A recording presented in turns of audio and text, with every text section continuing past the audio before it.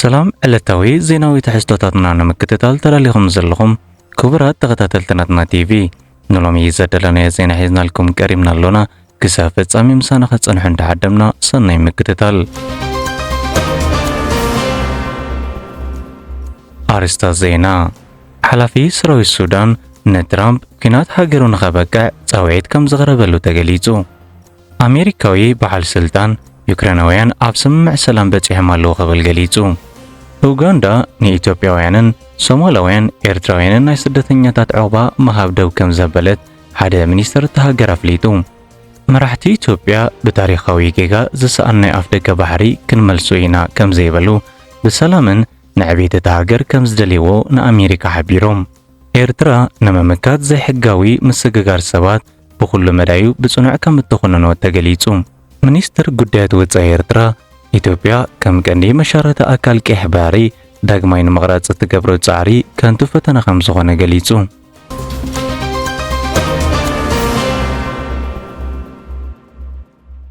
ሓላፊ ሰራዊት ሱዳን ንትራምፕ ኩናት ሃገሩ ንኸበቅዕ ጻውዒት ከም ዘቕረበሉ ተገሊጹ። ኣቦ ወንበር ሉላዊ ቤት ምኽርን ሓላፊ ሰራዊት ሱዳንን ጀነራል ዓብደልፈታሕ አልቡርሃን ኣብ ሱዳን ሰላም ንምምጻእ ንፕሬዚደንት ኣሜሪካ ዶናልድ ትራምፕ ሎም ረቡዕ 26 ሕዳር ጻውዒት ከም ዘቕረበሉ ተገሊጹ። እቲ ጀነራል ህዝቢ ሱዳን ኣብዚ ሕጂ እዋን ምስ ፕሬዚደንታዊ ቅንዕና ሕብራት መንግስታት ኣሜሪካን ምስቶም ኣብቲ ዞባ ዘለዉ ነዚ ኩናት ንምውዳእ ብሓቂ ሰላም ዝደልዩ ንምህናጽ ዝቕጽል ስጉምቲ ንምውሳድ ናብ ዋሽንግተን ይጥምት ከም ዘሎ እቲ መራሒ ሰራዊት ሱዳን ኣብ ዘ ዎል ስትሪት ጆርናል ኣብ ዘርግሖ ጽሑፍ ገሊጹ።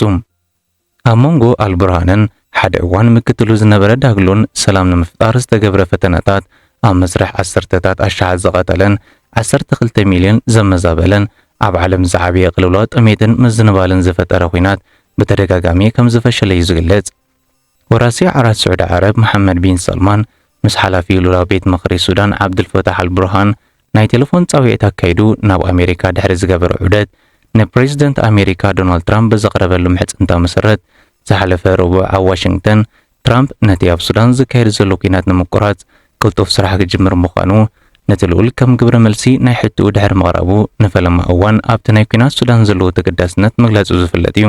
ኣብ መንጎ ሱዳናውያን ዘሎ መረዳዳ ሚስተር ትራምፕ ብቐጥታ ዝዛረብ ብውሳኔ ዝሰርሕን መራሕ እዩ ዝበለ አልቡርሃን ብዙሓት ነቶም ስቃይና ዘናውፁ ወጻእተኛታት ተወሳኺ ክገጥም ቁራጽነት ከም ዘለዎ ይኣምኑ ክብል ኣብ ጽሑፍ ኣስፊሩሎ። እቲ ናይ ሓይልታት ዳዕሚ ሰሪዕ ከም ትድግፍ ብተደጋጋሚ ዝኸሰሰን ሓላፊ ሰራዊት ሱዳን ንሕቡራት ኢማራት ዓረብ ኣብ ጽሑፉ ካብ ምጥቃስ ከም ዝተቆጠበ ይግለጽ። አልቡርሃን ብተወሳኺ ኣብ ጽሑፉ እቲ ምርጫ ኣብ መንጎ ዜጋታት ክትከላኸል እትፍትን ልዕላዊት ሃገርን ሕብረተሰብ ሱዳን ንምጥፋእ ናብ ምጽናት ዓሊት ዝኣተወት ምልሻን እዩ ክብል ገሊጹሎ። መንግስቲ አልቡርሃን ብደረጃ ዓለም ተፈላጥነት ዘለዎ ኮይኑ ኣብ ወርሒ ጥሪ ኣሜሪካ ንሓይልታት ዳዕሚ ሰሪዕ ኣብ ምዕራባዊ ዞባ ዳርፉር መጽናት ዓሊት ከም ዝፈጸመ ወሲኖ ምንባራ ዝዝክር እዩ። ኣሜሪካዊ በዓል ስልጣን ዩክሬናውያን ኣብ ስምምዕ ሰላም በጺሖም ኣለዉ ክብል ገሊጹ። ጸሓፊ ሰራዊት ኣሜሪካ ዳን ድሪስኮል መዓልታት ጸኒሑ ኣብ ጀነቫ ምስ ዩክሬን ኩናት እታ ሃገር ንምቁራጽ ዝዓለመ ዝርርብ ድሕሪ ምክያዱ ኣብ ኣቡዳቢ ትማሊ 25 ሕዳር ምስ ልኡኽ ሩስያ ከም ዝተረኸበ ማዕከናት ዜና ኣሜሪካን ብሪጣንያን ገሊጸን። ድሪስኮል ብሶኒ ምስ ልኡኽ ሩስያ ድሕሪ ምርኻቡ ትማሊ ሰሉስኡን ኣኺቡ ከም ዝቐጸለን ኤቢሲ ኒውስን ፋይናንሻል ታይምስን ንሓደ ኣሜሪካዊ በዓል ስልጣን ብምጥቃስ ኣብ ጸብጻበን ኣፍሊጠን። እዚ ዳሕራዋይ ዝርርብ ነቲ ቅድሚ ሕጂ ዘይተገልጸ ኣብ ስዊዘርላንድ ኣብ መንጎ ሰበስልጣን ኣሜሪካን ዩክሬንን ነቲ ምስ ሩስያ ዝካየድ ኩናት ንምፍታሕ ዝዓለመ ኣኼባታት ዝሰዓበ ምዃኑ እዩ ዝግለጽ ዘሎ። ሓደ በዓል ስልጣን ኣሜሪካ ትማሊ ሰሉስ ንኤቢሲ ኒውስ ኣብ ዝሃቦ ሓበሬታ መንግስቲ ዩክሬን ነቲ ንኣስታት 4 ዓመታት ጸንሐ መጥቃዕቲ ሩስያ ደው ንምባል ብመንጎኝነት ምምሕዳር ትራምፕ ኣብ ስምምዕ ሰላም ተሰማሚዑ ክብል ገሊጹ። እቲ ኣሜሪካዊ በዓል ስልጣንን ኣማኻሪ ሃገራዊ ድሕነት ዩክሬንን ሩስቶም ኡሜሮቭ ኣብ ሓደ እማመ ናይ ሓባር ምርዳእ ከም ዝተበጽሐን ዝርዝር ሓበሬታ ገና ይስራሓሉ ከም ዘሎን ገሊጹ። ኡሜሮቭ ፕሬዚደንት ዩክሬን ቮሎዲሚር ዘለንስኪ ቅድሚ መወዳእታ ወርሒ ሕዳር ናብ ኣሜሪካ ብምኻድ ስምምዕ ክውድእ ከም ዝኽእል ተስፋ ከም ዘለዎ ገሊጹ። ሲቢኤስ ኒውስ ንመጀመርያ ግዜ ብሰንበት ኣብ ዘቕረቦ ጸብጻብ ሰበስልጣን ኣሜሪካን ዩክሬንን ቅድሚ ሕጂ ኣብዚ ሰሙን ብመገዲ ዘለንስኪ ናብ ኣሜሪካ ክበጽሕ ከም ዝኽእልን ከም ዝተዘራረቡ ገሊጹ። እቲ ኣሜሪካዊ በዓል ስልጣን ዩክሬናውያን ነቲ ስምምዕ ሰላም ተሰማሚዖም ኣለዉ ብምባል ገለ ንኣሽቱ ዝርዝራት ክፍትሑ ኣለዎም ግን ኣብ ስምምዕ ሰላም በፂሖም ኣለዉ ክብል ንሲቢኤስ ኒውስ ኣብ ዝሃበ ሓበሬታ ገሊጹ።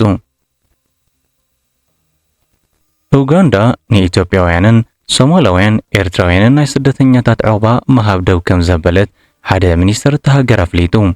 ኡጋንዳ ኣብ ኩናት ዘይርከባ ካብ ዝብለን ሃገራት ኢትዮጵያ፣ ሶማልን ኤርትራን ዝኣመሰለ ሃገራት ንዝመፁ ውልቀ ሰባት ናይ ስደተኛታት ዕቑባ ምሃብ ከም ዘቋረፀ ኣውጅ ምህላው ዲጂታላዊ ጋዜጣ ዘ ዴይሊ ሞኒተር ሓቢራ።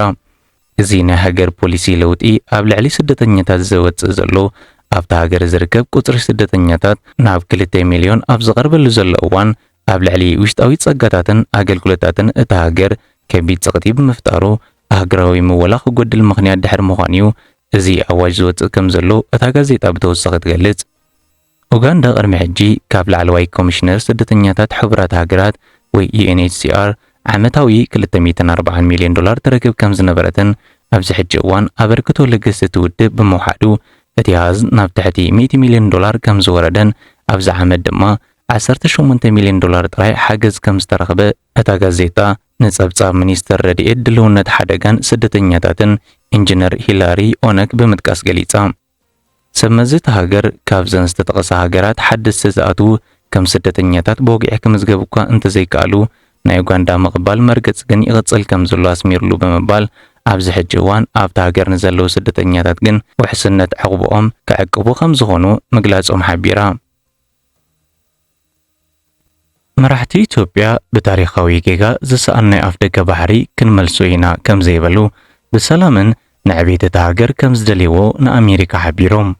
ኣሜሪካዊ ወተሃደራዊ ልኡኽ ኣብ ጉዳይ ኣፍሪካ ጀነራል ዳግሚን አርኤም ኣንደርሰን ምስ ቀዳማይ ሚኒስትር ኢትዮጵያን ላዕለዎት ወተሃደራዊ መራሕቲ እቲ ሃገርን ትማሊ ሰሉስ 25 ሕዳር ተራኺቡ እቲ ሃገር ናብ ደገ ባሕሪ ምርካብ እትገብሮ ዘላ ንጥፈታትን ዞባዊ ጸጥታን ብዝምልከት ዛዕባ ኣልዒሉ ምስ ክልቲኦም ወገናት ኣኼባ ምክያዱ ተገሊጹ።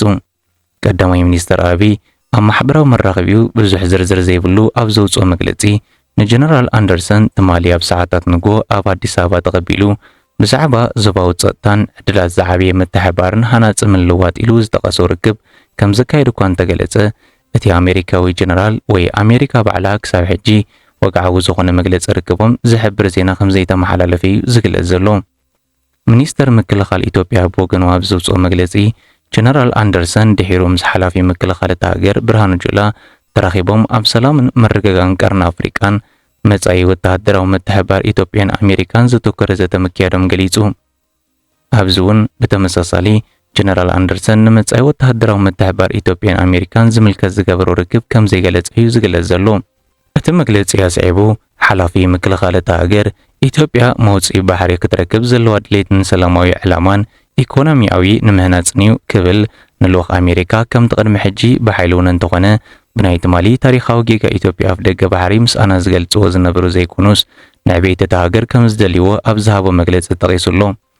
ኢትዮጵያ ንረብሓ ባሕሪ ንምዕዛዝ ብዘተን ብምትሕብባርን እምበር ብውግእ ከም ዘይኮነ ኣስሚሩሉሎ ይብል እቲ መግለጺ እቲ ሚኒስትሪ። ብተወሳኺ እቲ ኣሜሪካዊ ጀነራል እኳ እንተዘይገለጾ ኢትዮጵያ ብሰላማዊ መገዲ ተጠቃምነት ባሕሪ ንምውሓስ ከም ዝድግፎ እቲ ሚኒስትሪ ምክልኻል እቲ ሃገር ኣብ ዘውፅኦ መግለጺ ሓቢሩሎ። ኤርትራ ንምምካት ዘይሕጋዊ ምስግጋር ሰባት ብኩሉ መዳዩ ብጽኑዕ ከም እትኾነኖ ተገሊጹ። ኣብ ራብዓይ ገምጋም ዓለማዊ ውጥን ስራሕ ንምምካት ዘይሕጋዊ ምስግጋር ሰባት ካብ 24 ክሳብ 25 ሕዳር ኣብ ኒውዮርክ ዝተኻየደ ኣኼባ ቀዋሚት ኣምባሳደር ኤርትራ ኣብ ሕቡራት ሃገራት ኣምባሳደር ሶፊያ ተስፋ ማርያም ኤርትራ ብኩሉ መልክዑ ዘይሕጋዊ ምስግጋር ደቂ ሰባት ብጽኑዕ ምኹናና ደጊማ ከም ዘረጋገጸት ኣፍሊጣ።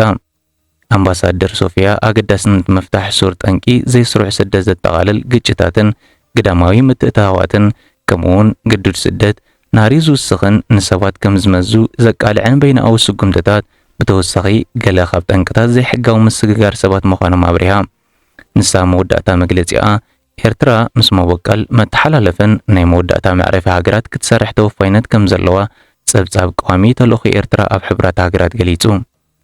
ኣሜሪካ ብወገና እዞም ብዙሕነታዊ መድረኻት ውጽኢት ከቕርቡ እምበር ቃላት ከቕርቡ ትጽቢት ኣይገብርን ክትብል ካብቲ ራብዓይ ገምጋም ዓለማዊ ውጥን ስራሕ ንምምካት ዘይሕጋዊ ምስግጋር ሰባት ዝተገብረ ኣኼባ ዘለዋ ትጽቢት ኣስፊራላ። ሚኒስትር ጉዳያት ወጻኢ ኤርትራ ኢትዮጵያ ከም ቀንዲ መሻረተ ኣካል ቀይሕ ባሕሪ ዳግማይ ንምቕራጽ እትገብሮ ጻዕሪ ከንቱ ፈተና ከም ዝኾነ ገሊጹ። ኣብ ዝቐረበ እዋን ብደገፍቲ ዝዝወር ዘሎ ዕግርግር መግለጺታትን አንቀጽን ሓተታታትን ዝተዓብለለ ቲያትራዊ ምርኢታት ናይ ኢትዮጵያ መራሕትን መተካእቱን ሓይሊ ዘይኮነስ ዓሚቕ ቅልውላው ትረኻ ዘርኢ ምዃኑ ኣብ ሚኒስትሪ ጉዳያት ወጻኢ ክፍሊ ምርምርን ሓበሬታን ዘውፅኦ ጸብጻብ ገሊጹ። እቲ መግለጺ ሰልፊ ብልጽግና ከምዚ ብምግባር ድማ ብዛዕባ ኢትዮጵያ ናይ ገዛ ርእሳ ዝጠዕማ መንገዲ ናይ 75 ዓመታት ታሪኽ ህርፋን ቀይሕ ባሕሪ ገዲፋ ንባሕሪ ንምብጻሕ ዘለዎ ስርዓታዊ ምሰላትን ብዛዕባ ኣህጉራዊ ሕግን ጉጉይ ርድኢት ንዞባዊ ፖሊሲታት ዘይምርግጋእ ኣብ ውሽጥን ወጻኢ ምውራር ከምኡውን ዘስዕቦ ዘይተዓደነ ሰብኣዊ ወጻኢታት ከም ዘቕንዕ ብምጥቃስ እዚ ዳሕረዋይ ማዕበል ምርኢታት ካድረታት ሰልፊ ብልጽግና ነዚ ቅልውላው ዘርኢ ምዃኑ ኣረድዩ። እቲ መግለጺ ንዝተፈላለዩ መግለጺታትን ጸብጸባት ኢትዮጵያ እታ ሃገር ከም ቀንዲ መሻርክቲ ኣካል ቀይሕ ባሕሪ ዳግማይ ንምቕራጽ ዝግበር ከንቱ ፈተና ከም ዝኾነ ኤርትራ ባሕራውን ግዝኣታውን ሓድነታ ኣብ ዋጋ ዕዳጋ ከም ዘይትእቱን ብሓጺሩ ኣረድዩ።